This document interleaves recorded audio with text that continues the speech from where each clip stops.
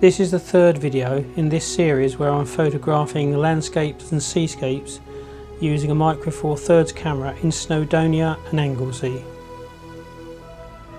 Some photographers say that for serious landscape photography, the larger file size of a full-frame camera is essential.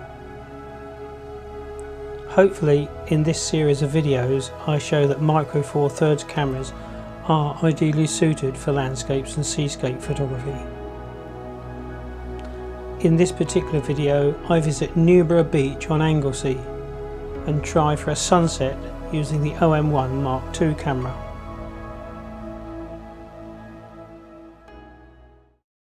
So this is another video from my trip to Snowdonia, and this evening what I've done is come down to Newborough Beach, and I've been here 3 times already during this week. The first time came there in early morning.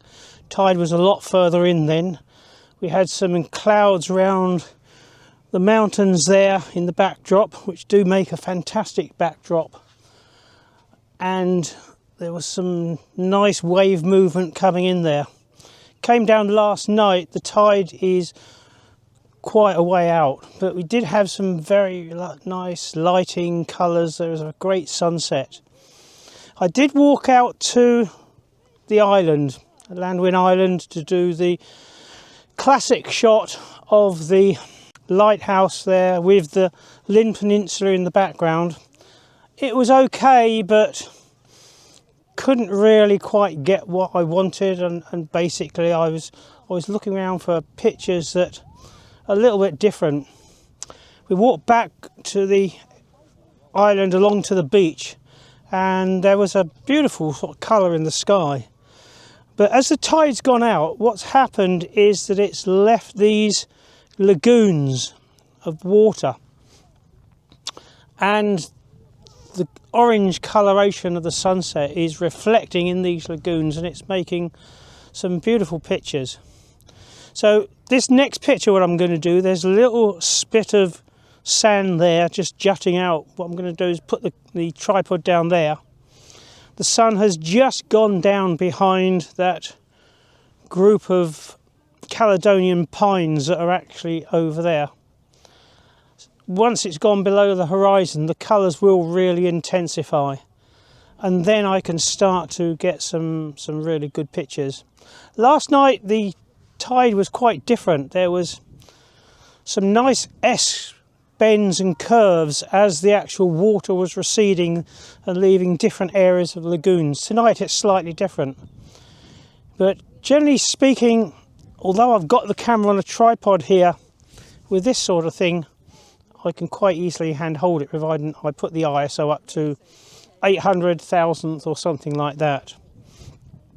So what I'm going to do is set up over there.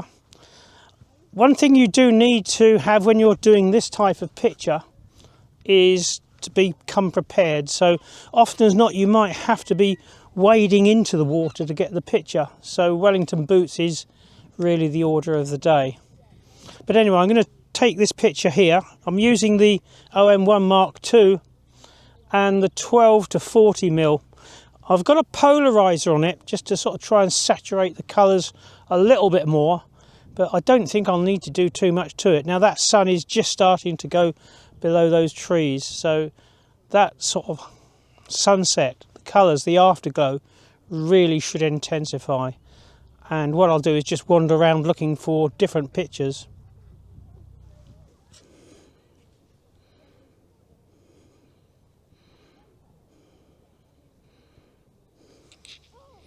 So what I'm actually doing is manually focusing here with it on the tripod, and to check that I've got it sharp all the way through the picture, I'm stopping it down to f8 and shooting it's an 1/8 of a second at ISO 200. But the colours actually really should intensify shortly when that really afterglow starts to come through. But it's just a beautiful scene. So looking out across the water, the mountains are in beautiful light at the moment, and there's just a wisp of colour in, there's a few clouds above it, so they should actually look really good in a picture. So hopefully that should come out good. Now when I'm doing this, what I'm actually doing this shot, I'm not actually at 12mm. I want to concentrate more on the mountains and the clouds over there. So I'm actually at the 40mm end of the 12 to 40. But that actually looks very, very nice at the moment. It's going to end up as a letterbox picture. I don't really need to include this big expanse of water at the front. So it'll just be a long, thin picture. But those mountains, because they're very soft sort of light on them, and there's just a little bit of colour in the few clouds that are above it, should turn out okay. So what I've done here is I've come past the island onto the other beach, and the sunset over there has been really spectacular. The lovely colours there in the afterglow.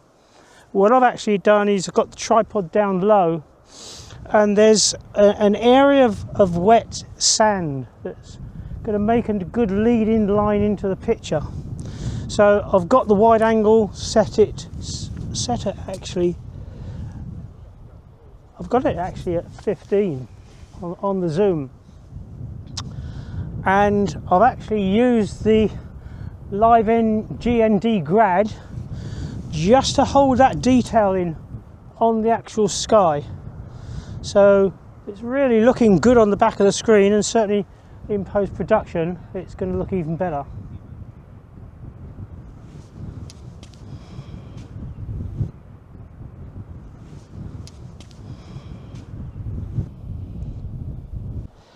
So this is what I'm seeing on the back of the camera. It probably won't come out quite as vibrant in the video as it's looking on the back of my screen.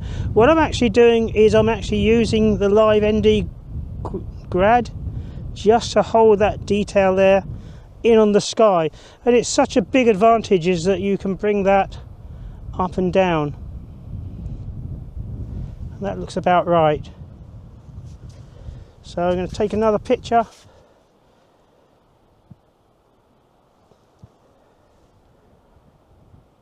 And that looks pretty good.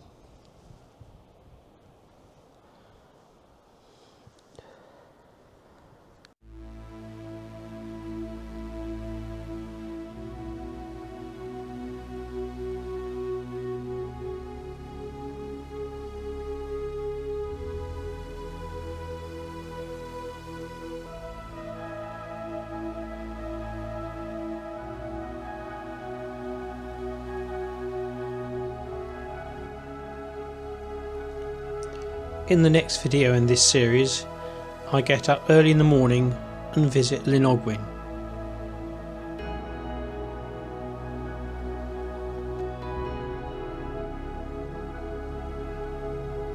Hope you enjoyed the video, and thanks for watching.